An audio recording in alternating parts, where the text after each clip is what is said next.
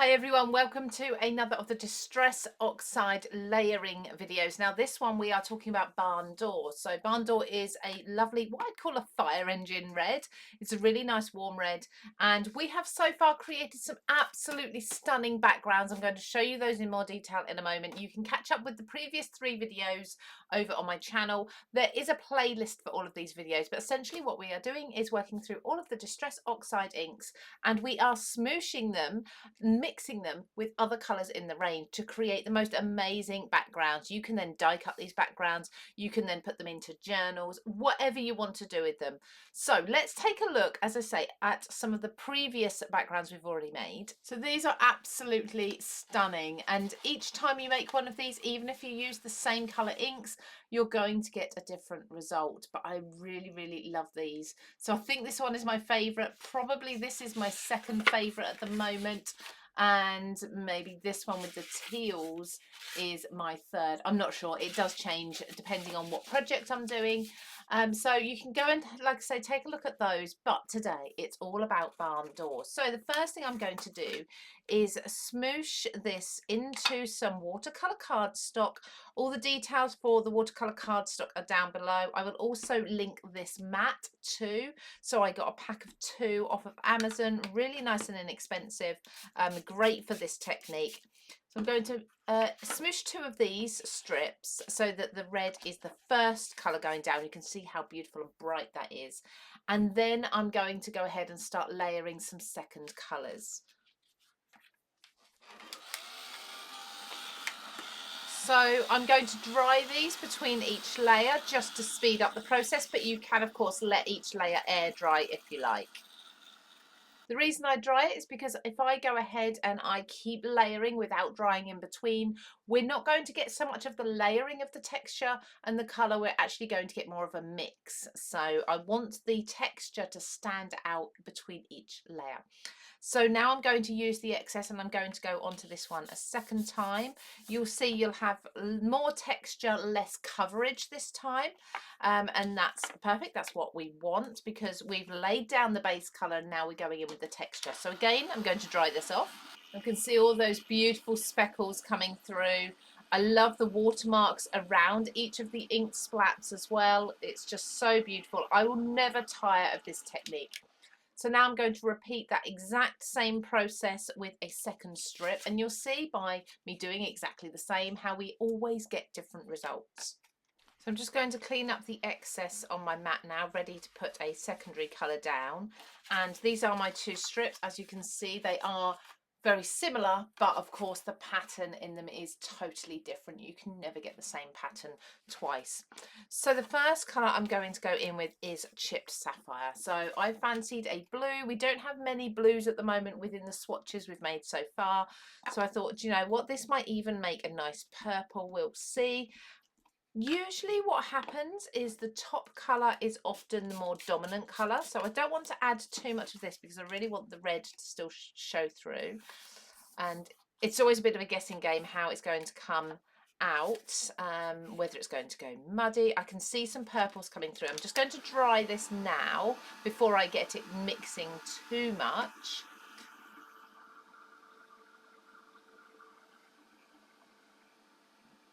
As it's drying, I'm seeing less of the muddy purple and more of the blue coming through. That is a really nice colour actually that's coming through there. And then I'm going to go in a second time with some more colour because I want a bit more up in that top corner and more texture. So more of the little dots and the splats, which I love, just picking them up. Again, trying not to overwork it, because if you overwork it, that's where you're going to get those muddy brown colours. In this case, I think it is a purpley colour brown. Actually looks a bit like old rusted metal. If you imagine something old and painted that's gone rusty. Now, in all of my videos, we do take a look at these really close up at the end, but look, you can see those purples and lilacs almost coming through there.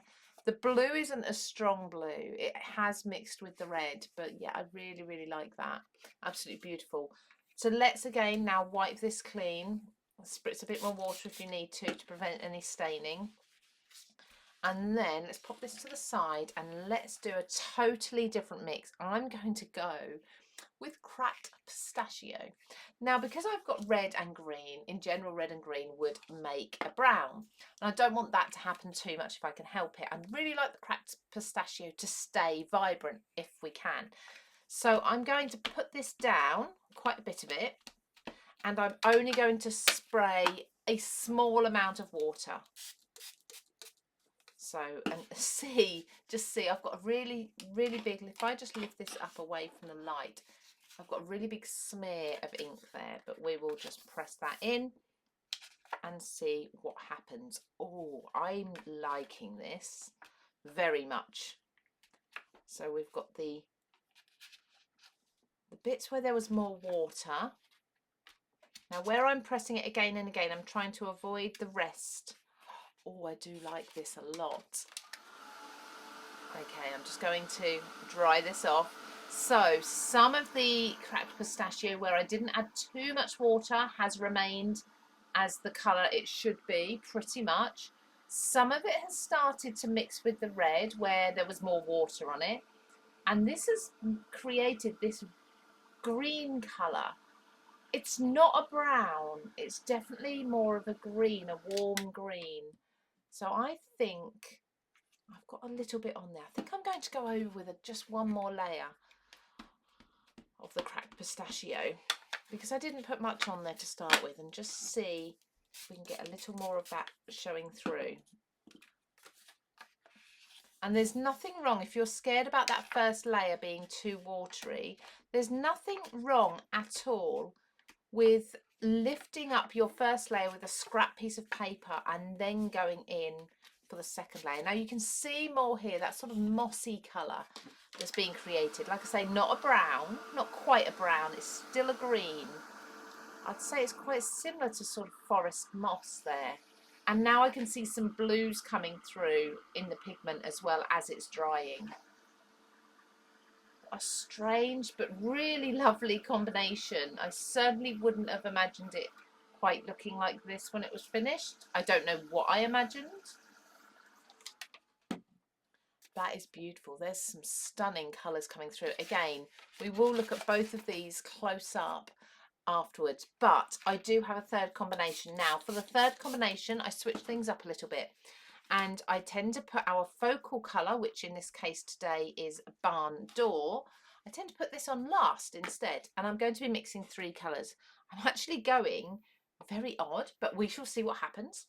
Black soot, mustard seed, and then Barn Door afterwards on the end. Okay, so let's start with the black soot because I think this is going to be quite dark. Black soot isn't a strong black. I feel it's more a charcoal grey in the oxide range. If you're using inks, you can definitely try these with inks. You'll get much different results. You'll find, of course, you won't have the chalkiness of the oxide, but have a go. Let me know if you like using the inks for this technique or if you prefer the oxide. So first of all, a base colour of the charcoal down here. Again, dry this off. I very rarely leave it as one layer. I nearly always go in with a second layer for that texture. Unless you're lucky to get a really perfect impression the first time. But I think if you like the distressed look, if you like the grunginess and the texture, then you definitely need to go in that second time to get all of that. This is always, the first one's usually more of a wash of colour. Just drying, I've got a blob there, it's quite thick, so just dry that off, otherwise that will just smear next time. And now you can see we've got this pooling on the mat, this separating. A lot of the moisture has been sucked up by the paper, we're left with more ink now, and as I say, it's separated, so we are going to get that texture, which is perfect. Lovely. Okay, I'm going to stop there. That's my grey. Dry this off and wipe my mat again. Now I'm going to put some yellow down. This is a strong yellow, so I'm not going to put too much down to start with. It's going to probably overpower the black quite a lot. And then I hope the red will do the same and just have peaks of the black and yellow coming through the red, but we shall see. So That's okay for a first layer. In fact, I'm not even sure. I will do a second layer. But strength of colour, I really don't need it. And if you look, that's really bright, even on the on top of the grey. The yellows I do find in the Distress range are really strong colours, and they are often quite, I wouldn't say overpowering, but they can overpower other colours quite easily. But we do like nice, strong, bold, vivid colours. Okay, let's just pick up a little of that texture there. Don't really need it, just for a bit of extra texture. And again, wipe off the mat.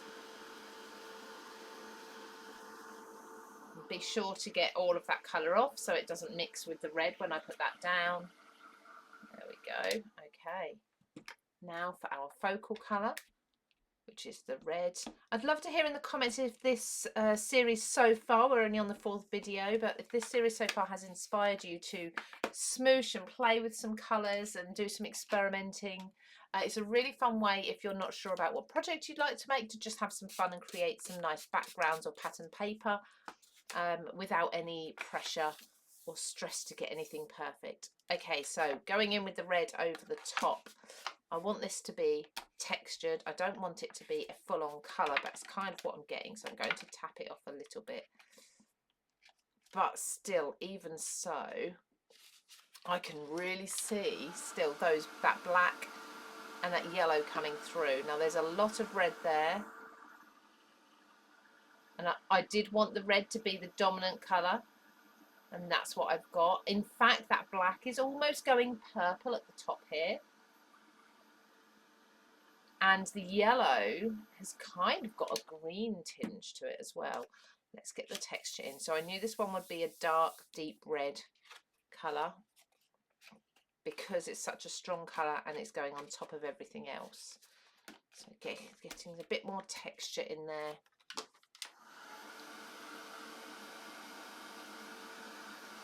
I think to really see this fully, I want to cover this part. I'm not sure why that part wasn't picking up any ink, and this bottom corner here as well. Let's see if we can fill that a bit more with the splats that are left on there. Almost.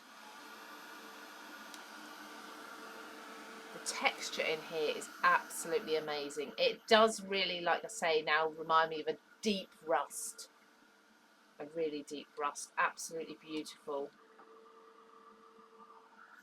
Okay, so let me have a good clean up. We have definitely got a really powerful colour here with this red, because the swatches are looking all still quite red despite what they've been mixed with. But let's have a look at these close up. There we go, look at those. So we started with this one here.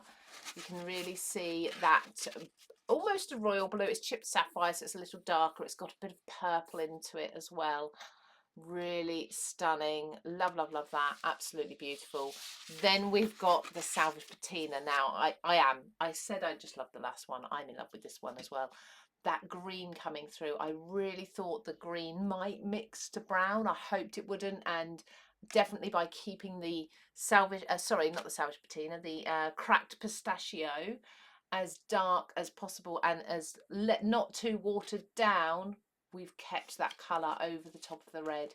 And of course, being the oxide, it's got a pigment, so the pigment does stay chalky. And then the mix of the black and the yellow, it's warmed the red up even more by having the yellow in there, but then you've got the detail, the texture of the black underneath coming through, creating purples in there, creating browns, greens, all sorts of colours in there, and the texture is just beautiful. So that's now 4 videos showing you different combinations on how to smooch your Distress Oxide colours. We're working through alphabetically, so this being Barn Door, we're going to be going through all of them, all 72 videos eventually, into a playlist, which I'll make sure is linked just here for you. Thank you for joining, everybody. Take care and have a lovely day.